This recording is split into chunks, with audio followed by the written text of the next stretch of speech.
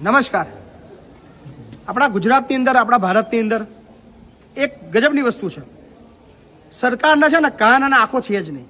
મન ફાવે એવા વિચાર્યા વગરના નિર્ણય ફટાકદન લઈ લેવાના.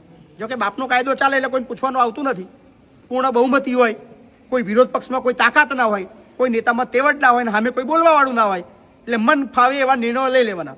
પણ એ નિર્ણયો લીધા પછી જે નિર્ણયો લીધા છે, જેના માટે લીધા છે, એનું શું થવાનું છે ને એ આ નેતાઓને દેખાતું નથી. સાલા હું અધળા નેતાઓ છે.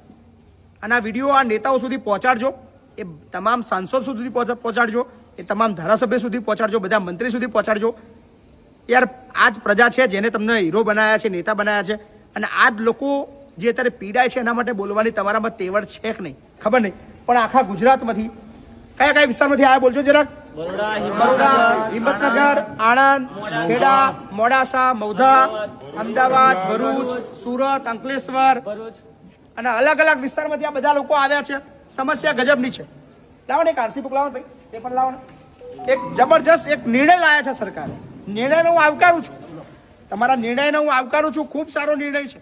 આંખો ખોલી રહી છે તમારું. તમને માનવતા પ્રત્યે ખૂબ આત્મજ્ઞાન થઈ ગયું છે. તમે લોકોના જીવની ચિંતા કરી રહ્યા છો.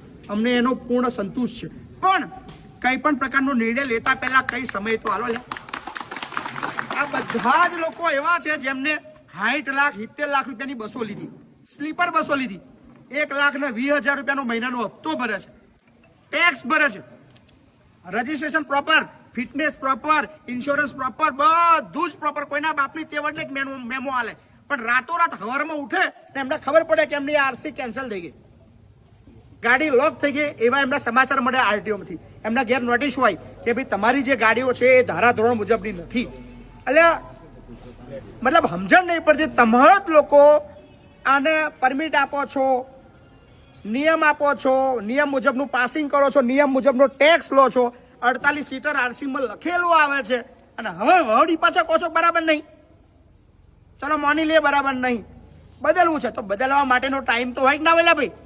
સવારમાં ઉઠીને જેમ પેલી નોટ બંધ થઈ ગઈ એવું આ બસ બંધ થઈ ગઈ. મોદીજી લાયા હતા, આવતીકાલથી આની નોટ નહીં ચાલે. એ ચાલે, એ નોટો છે નહીં ચાલે.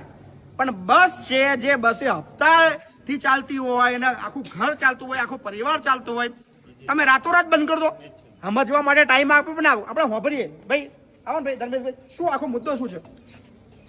આ મુદ્દામાં સર એવું કેવું છે, નીતિન ગડકરી સાહેબે લાસ્ટ ઓક્ટોબર મહિનામાં એક સ્લીપર બસ જે જોધપુરથી જેસલમેર જઈ રહી હતી તે એકાએક ફટાકડા મૂકવાના કારણે સળગી ગઈ અને એ બસ હતી 2x1 બસ. હવે આજે કોઈ ગુનો